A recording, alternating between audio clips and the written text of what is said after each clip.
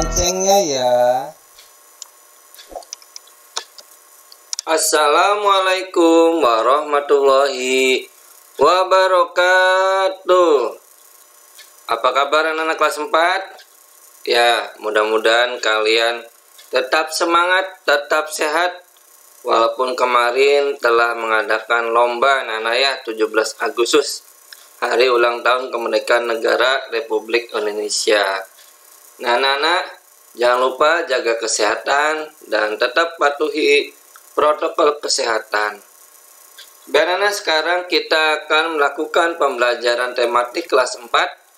Tema 2, selalu berhemat energi. Subtema 1, sumber energi. Pembelajaran 3 dan 4. Nah anak-anak, ini adalah cover buku tema 2, selalu berhemat energi. Tujuan pembelajaran kali ini adalah 1. Siswa dapat melakukan percobaan sumber energi angin. Yang kedua, siswa dapat melakukan permainan tangkap bola. Yang ketiga, siswa dapat mengidentifikasi benda yang menggunakan energi listrik. Yang keempat, siswa dapat mendiskusikan pentingnya menghemat energi listrik. Nah, kita masuk ke pembelajaran 3 anak-anak. Subtema 1, sumber energi. Saat berada di lapangan, rambutku sering bergerak. Ini kata seorang murid ini anak-anak. Ya, seorang murid perempuan, rambutnya bergerak. Sumber energi apa yang membuat rambutku bergerak? Ayo anak-anak, coba tebak. Ya, ayo tangkap bola. Ya, perlengkapannya adalah sebuah bola besar. Aturan mainnya, kelas dibagi menjadi 2 kelompok. Kelompok A dan kelompok B. Setiap kelompok berbaris menghadap ke depan. Anggota kelompok A paling depan memegang bola. Begitu juga dengan kelompok B. Masing-masing anggota kelompok harus memantulkan bola sambil berjalan ke arah target. Sampai di target, pemain mengelilingi target dan berbalik arah. Yang kelima, bola kemudian diberikan kepada anggota kedua dan pemain pertama cepat berlari ke belakang barisan. Yang keenam, anggota kedua melakukan hal yang sama. Begitu seterusnya sampai semua anggota mendapat giliran. Yang ketujuh, barisan yang paling cepat menyelesaikan tugas adalah pemenangnya. Nah, anak-anak, ini adalah permainan tangkap bola. Apakah kalian sudah pernah melakukannya? Ya, anak-anak karena sedang masa pandemi, jadi anak-anak belajar dari rumah. Dan ingat, tetap jaga kesehatan. Nah, tadi itu petunjuk permainan ayo tangkap bola. Sebelum melakukan permainan, jangan lupa ya, lakukan pemanasan terlebih dahulu bersama Bapak dan Ibu guru. Perhatikan arahan dari gurumu tentang teknik melempar dan menangkap bola dengan baik, khususnya teknik melempar bola dengan melambung. Setelah kamu melakukan permainan melempar dan menangkap bola dengan guru dan temanmu, baca lagi lah cara bermainnya dan diskusikanlah teknik gerakan dengan gurumu. Nah, tadi anak-anak, tadi di judul awal rambutnya bergerak, berada di lapangan. Sumber energi apakah yang membuat kincir angin bergerak? Nah, itu yang menjadi pertanyaan kedua seorang murid ini. Ayo mencoba. Siti memiliki kincir yang terbuat dari kertas. Ia senang memainkannya. Kincirnya berputar jika tertiup angin. Siti belajar membuat kincir angin dari ayahnya. Menurut ayahnya, kincir angin yang sebenarnya bisa digunakan untuk menggerakkan alat penumbuk padi atau gandum. Selain itu, juga bisa digunakan untuk menggerakkan alat untuk memompa air. Nah, ini anak-anak untuk memompa air. Berarti kincir angin itu besar, ya. Dan biasanya diletakkan di pinggir kali atau solokan yang besar. Maukah kamu memiliki kincir seperti kepunyaan Siti yang bisa berputar? Ayo kita membuat kincir sederhana dari bahan kertas atau plastik. Ikuti langkah-langkah pembuatannya di bawah ini. Nah, anak-anak, kita akan membuat kincir angin dari kertas. Apa saja alat dan bahannya? Ya, yang pertama kita sediakan lidi atau sumpit kayu. Yang kedua, sediakan gunting. Yang ketiga, sediakan lem kertas. Yang keempat, sediakan kertas berbentuk persegi, ya, atau kertas lipat. Lalu yang kelima, sediakan jarum, pin, atau paku payung untuk membuat lubang. Langkah-langkah pembuatannya: ambil kertas, lalu ikuti instruksi pada gambar. Setelah baling-baling kertas siap, tempelkan ke ujung sumpit menggunakan jarum. Pastikan baling-baling bisa berputar jika tertiup angin. Nah, itu adalah cara membuat kincir angin dari kertas. Sekarang, bagaimana jika kita membuat kincir angin dari plastik? Ya, alat dan bahannya: botol plastik bekas, gabus bekas atau tutup botol, lidi atau sumpit, dan gunting. Langkah-langkah pembuatannya: gunting botol plastik menjadi 4 bentuk persegi untuk baling-baling. Buatlah 4 sayatan sepanjang baling-baling plastik. Atur agar jaraknya sama. Masukkan baling-baling ke dalam setiap sayatan tersebut. Pasang sumpit atau lidi di bagian tengah gabus. Lalu setelah itu kincir siap digunakan atau siap berputar. Tambahan: potongan bagian dasar botol, buat 2 lubang di sisi kanan dan sisi kiri badan botol. Masukkan dan pasangkan baling-baling plastik ke dalamnya. Nah, ini anak-anak, ini adalah contoh membuat kincir angin dari plastik. Ini ada botolnya. Ya, nanti ada kincirnya.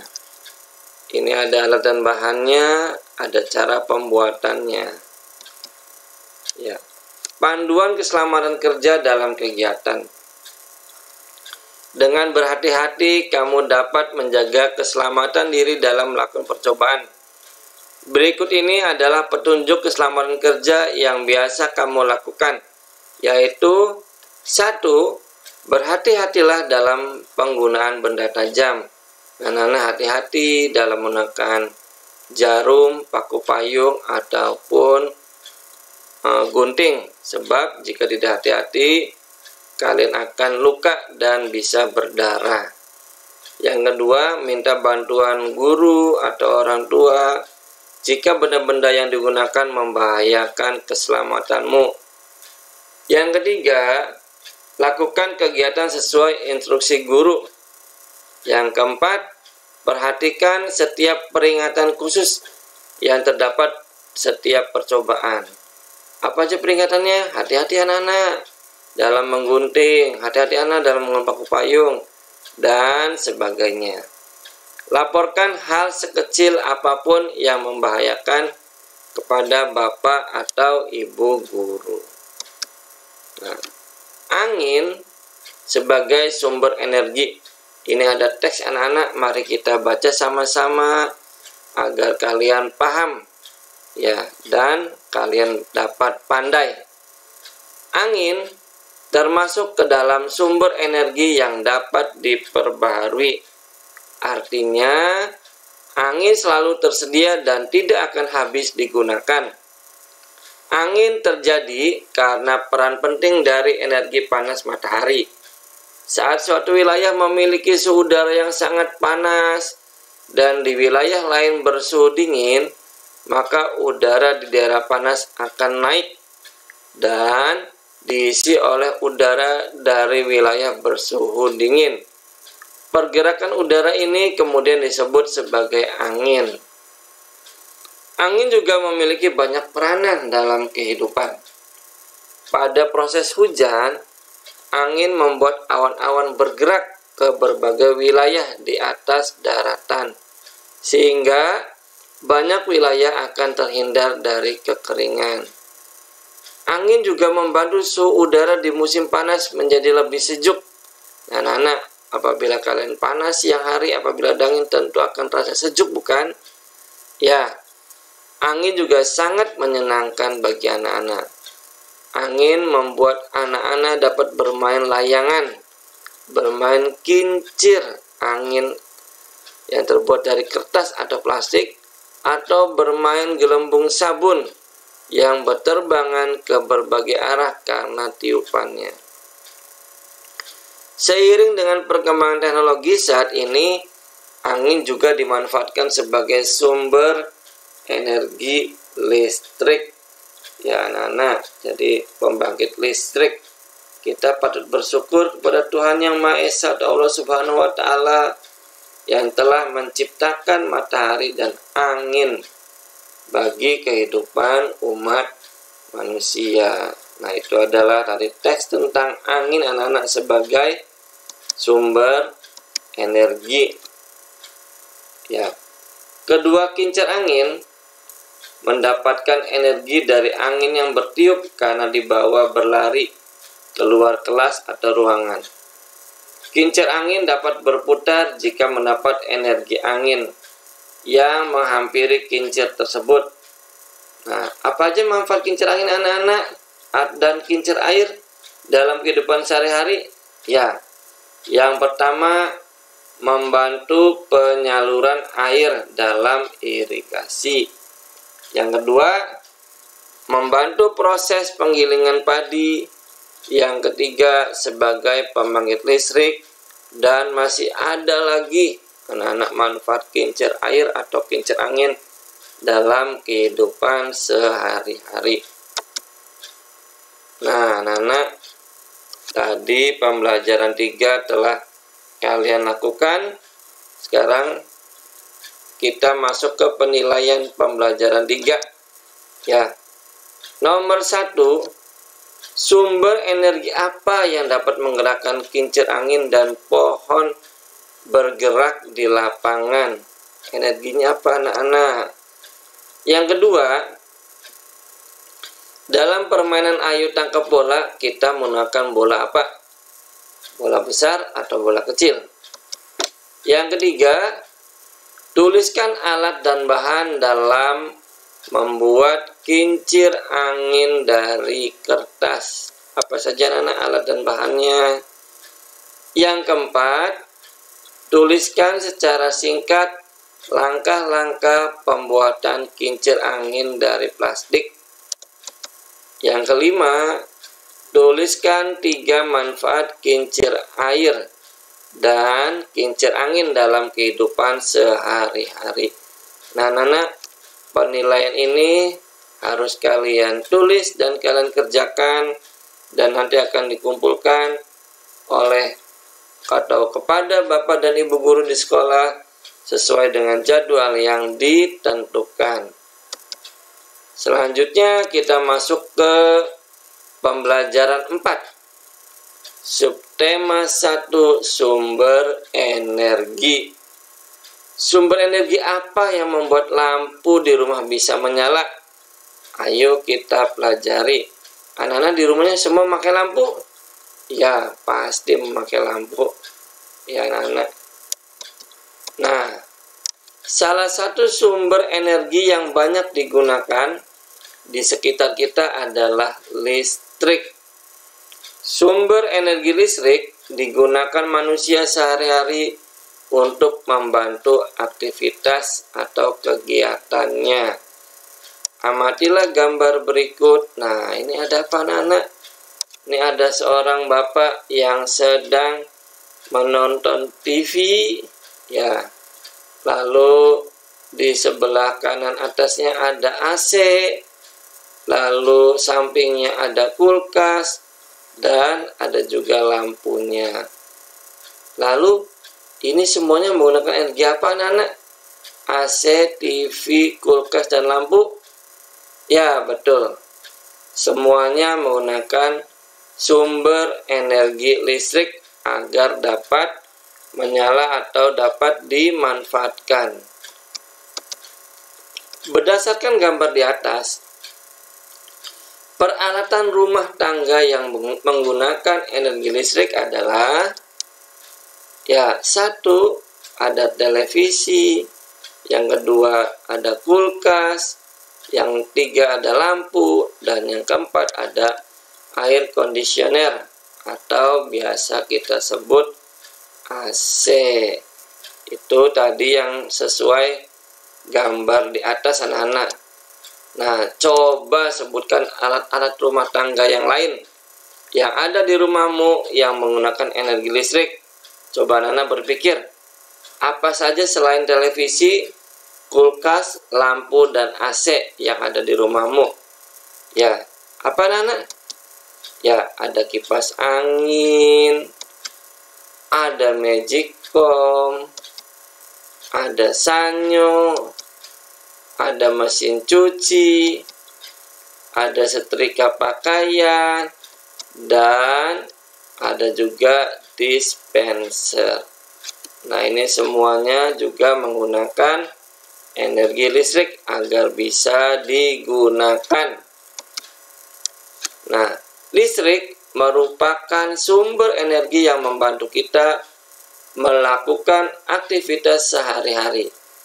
Dengan adanya energi listrik, kita dapat menyalakan lampu, televisi, radio, setrika listrik, dan lain-lain. Kita semua berhak mendapatkan energi listrik.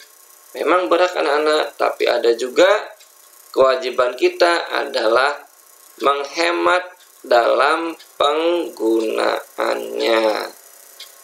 Ayo mengamati. Lihat gambar-gambar berikut anak-anak. Ini ada seorang siswa yang sedang tidur di depan TV-nya yang menyala. Ya, ini TV yang menonton orang tidur.